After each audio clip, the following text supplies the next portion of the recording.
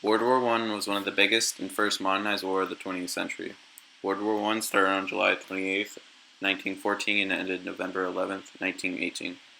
World War I set a standard for future wars and led to many events in the 20th century and had the largest impact affecting the world. World War I was fought between nations urging for power, and surprisingly, many of these leaders were cousins. Many countries started to build up weapons and armies in the hope of colonizing. With countries trying to spread their power, it caused tensions between nations and their allies. This war involved many people from different social classes, which was different from before. There were also new weapons that allowed warfare to reach a much larger scale, and they were able to mobilize very fast because they had new ways of transportation, and it allowed companies and manufacturers to profit from the war. World War I officially started on July 28, 1914, a month after Franz Ferdinand, an Austrian prince, was assassinated. This sparked a flame to the rising amounts of nations building up arms and fighting for territory.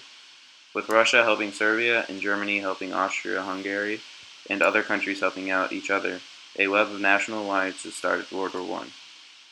There were many disputes that were at play even before World War I started. Many problems originated in the Balkans, like disputes between Balkans and the Ottoman Empire. Another event leading up to World War I was naval races between Britain and Germany, further provoking countries to pick sides. Although the U.S. wanted to stay neutral, they were almost forced to pick sides when the German U-boats sank the Lusitania, which carried thousands of passengers, many of which were American. Germany officially surrendered on November 11, 1918, marking the end of World War I. The Triple Entity and the Triple Alliance came to a conference in Paris for peace talks called the Treaty of Versailles. Many of the conditions were devastating to Germany, and so they thought it was outlandish. They had to decrease their army, pay off retributions, and since they were blamed for the war, they had to fix basically everything. The Treaty of Versailles influenced many future actions, economically, politically, and many future wars. The Treaty of Versailles helped many allies, but especially the U.S. with the Dawes Plan, which basically helped Germany pay off other people and help rebuild themselves, then helped the Allies pay back the U.S. The U.S. was able to make money back, which was good for the economy, but unfortunately the U.S. stock market crashed, causing the Depression, and this was bad news for Germany because they had no money and they fell into huge depression. Because of the Depression and major economic loss, many influential men were able to take control of certain countries and hope for a better economy. This has included Hitler and Mussolini, also meaning that the U.S. had to worry about communism and fascism. Some may say World War II was more important to the 20th century because it defeated many fascist and communist leaders, along with the German leader Adolf Hitler. And also may say if World War II didn't happen, the atomic bomb wouldn't have been created, and the Cold War wouldn't have started. And even then, nuclear fission was discovered almost a year before World War II, which meant the Manhattan Project would have been created. World War I also led up to the stock market crash, leading to the Depression in Germany. When the U.S. was using the Dawes Plan to repair nations from wars, their stock market crashed, causing them to be worthless along with the money that they were lending. This allowed Hitler to come into power, and the Nazi Party was formed because many of the Germans felt that the Jews were the reasons that Germany lost World War I.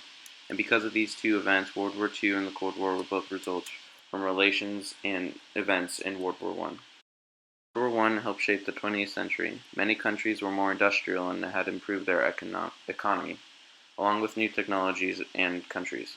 The U.S. was able to profit from Germany with the Dawes plans and creating a good amount of profit, but unfortunately the stock market crashed. There were also new nations formed from liberated or separated nations, including Germany and Austria-Hungary. The separated included Finland, Poland, Czechoslovakia, Latvia, Yugoslavia, and more. World War I led to the group effort to create peace called the League of Nations, which was the first step to the UN. The Triple Entity were the main members, as well as other nations, and eventually Germany too. The war also helped improve aircraft and other ways of transportations, allowing more travel and more businesses. It also led to hard times during the Depression, which meant nations were struggling and wanted a way out. The best option seemed to be communism. Communism was a big problem for many countries, which led to the Cold War. World War I also was the first large-scale modernized war, which involved more than just political leaders. World War I was a very big war that all seemed just to be a family feud, but it led to innovations, new strategies, and a new way of life. But it still was a war which meant lots of death. As Harry Patch said, war is organized murder and nothing else. There were more than 8 million deaths, but in the end, it was a war fought not by political leaders, but by people. This is my video, and thank you for watching.